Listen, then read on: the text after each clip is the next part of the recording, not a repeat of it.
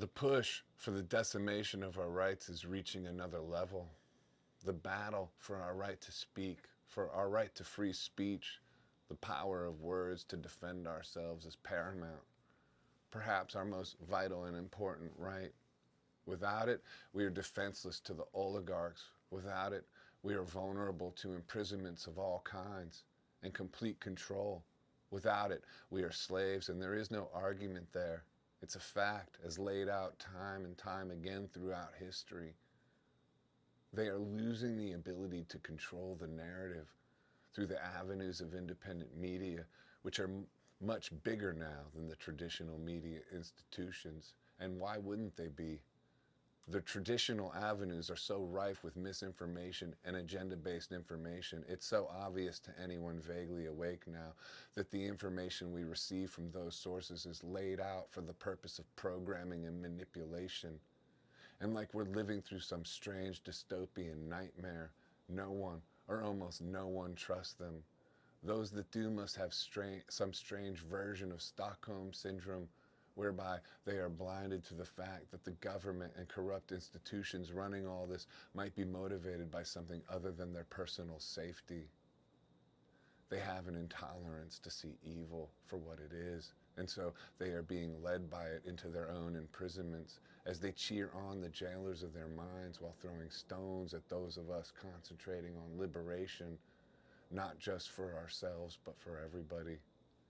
And they are losing the battle and becoming more desperate. Many are forever hypnotized by their rhetoric and will even actively campaign to make their prison cells smaller, to decimate their rights further, to destroy their own ability to ever defend themselves again, all while playing righteous that they are doing it for the greater good, because the only news source we should be allowed to hear from, according to them, is the one controlled by the multiple billion-dollar industry selling us on shots and disallowing any other information at all which could strengthen our health and immunity.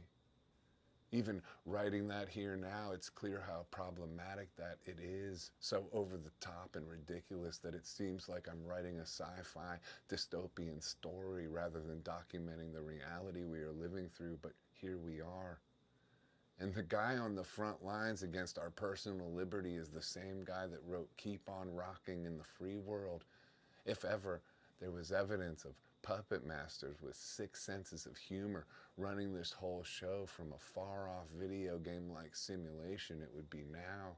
Insanity on fleek, dancing on the stages of Amateur Night on Showtime at the Apollo with the Sandman and his cane, trying to get him off the stage. Everyone should be booing and throwing rotten tomatoes at those that would remove our voices. Here's mine. Splat.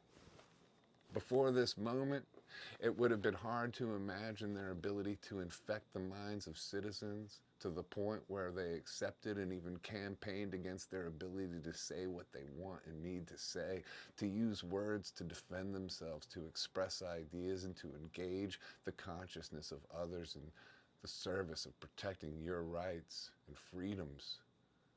The founding fathers knew that our ability to speak our minds or write our minds was the most important right we had against the notoriously corrupt forces of government control and power-hungry industries of all kinds. We can't negotiate this. We can't debate it. It's off the table for debate.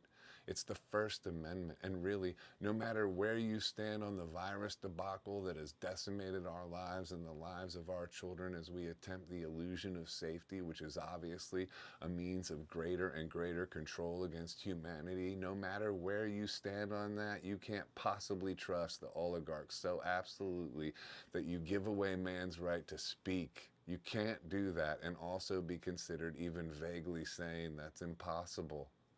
The fact that this is even being debated is a clear sign that we have gone all the way off the deep end.